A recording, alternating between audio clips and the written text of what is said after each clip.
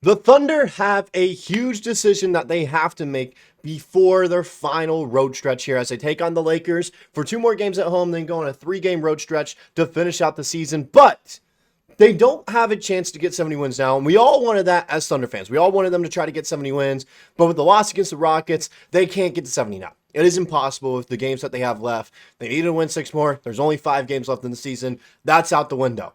So now they have a decision to make. Do they keep on playing their starters, make sure they're all well to go and everything before the playoffs, make sure they have confidence like Jalen Williams. He had a 30-point game against the Houston Rockets. He looks like he has confidence, looks like he's ready to go as a true second option in the playoffs.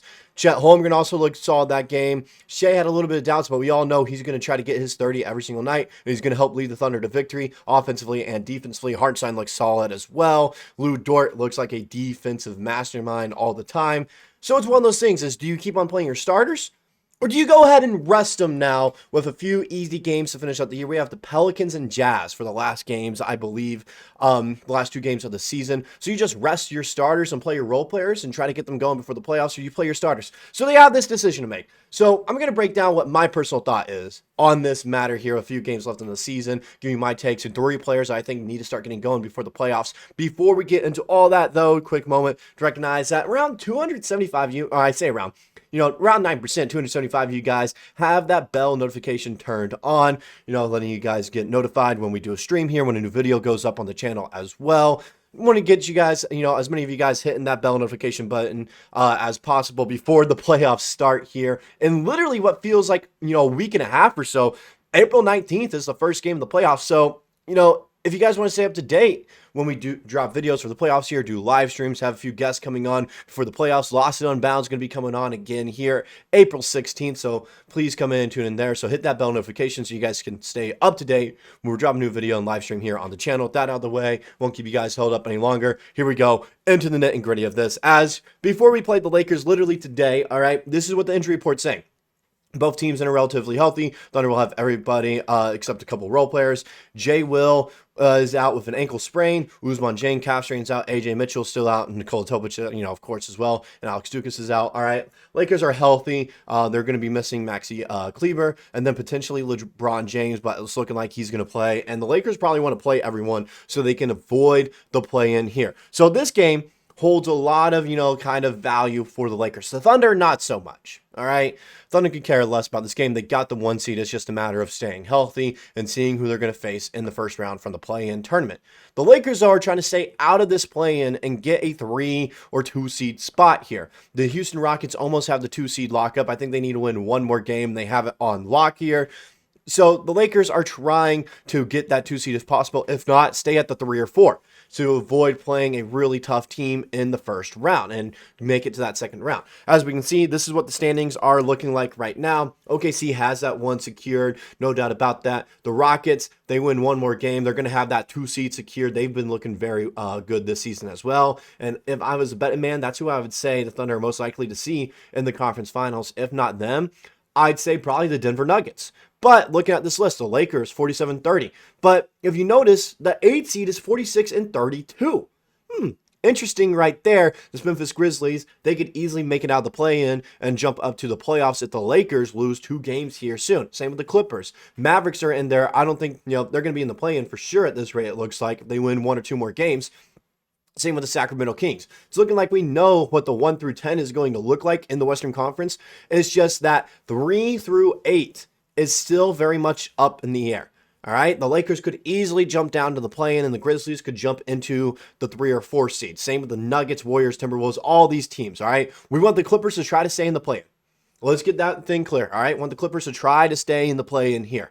All right, because we have their draft pick. That's what we want. It's just the Lakers, this game specifically, the next 2 home games that the Thunder have against the Lakers, they're going to try to win so they can guarantee a playoff spot and not be in the play-in. That's what they're trying to do. So you can guarantee that they're going to go at us. The question is, do the Thunder want to rest their starters these games or just go ahead and be like, look, we're going to let our role players take over, try to get them going in hot before the playoffs start. And there's 3 guys that have to, because I think this is what the Thunder need to do. Don't risk Shai, Dub, Chet, Hartenstein, or Dort, your 5 starters, getting injured. Okay? Don't risk that whatsoever. Let the role players start to go. If you want to play some of those guys, fine. Have Dub play one game, Chet and Shai rest the other. Have Shai play one game, rest the other two right there. That way they're still, they're not rusty or anything before the playoffs start. That first round, I think they're going to win no matter what anyways. So even then, it's kind of fine. But I just think the role players need to get going, and there's 3 role players in particular that have to get going before the playoffs start if the Oklahoma City Thunder want to make the finals. And here are who I think they are, all right? Number 1, Aaron Wiggins.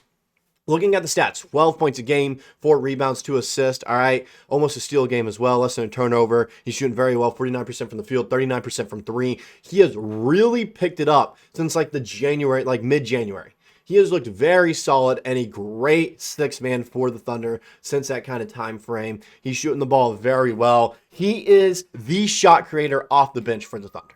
He is. He is one of the best pure scorers that the Thunder have. If he was a starter for any other team, I don't want to say he would be a for sure all-star, but third, second scoring options for some teams that could put him in all-star talks. Put him on the Nets, he's an all-star. I can guarantee that. Wizards, he's an all-star. Few of those rebuilding teams, he is an all-star for him because he'd be averaging 25 points a game for them. That's how good of a scorer he is. It's just unfortunate he comes off the bench for the Thunder, so he can't show this off truly. He truly is one of the best role players in the NBA, and he needs to stay going. All right, he just came back from injury. He's looked solid ever since that mid-January mark that I've mentioned. He just needs to keep this going, so keep his confidence going. Give him a few starts here before the playoffs, especially those Jazz and Pelican games. Give him those starts. Let him get going, get his confidence going as a true 6-man off the bench. The next guy that I think needs to get going is Isaiah Joe. He's looked very solid. His three-point shot has gotten so much better throughout the season, and it's kind of the same thing with Aaron Wiggins. Since that mid-January mark there, he's really picked it up three-point shooting-wise. He's averaging 10 points a game. Not really do much, rebounds or passing-wise. Defensively, he's definitely gotten better this season. Still not going to lock down anyone by any means. He can still play solid defense, though.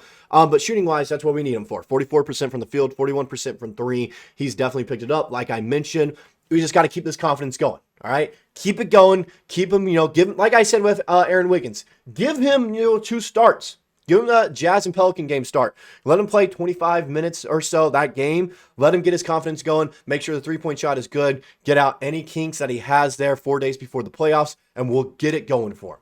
And it will be a great option off the bench for the Thunder. Those are 2 of the 3 guys that really have to get going offensively if the Thunder want to make it to the finals. Got to make sure they're ready to go. Get any rust out of the way. Make sure they have confidence going into it. The last guy, and not necessarily offensively, who could get a few spot starts here and there, Cason Wallace.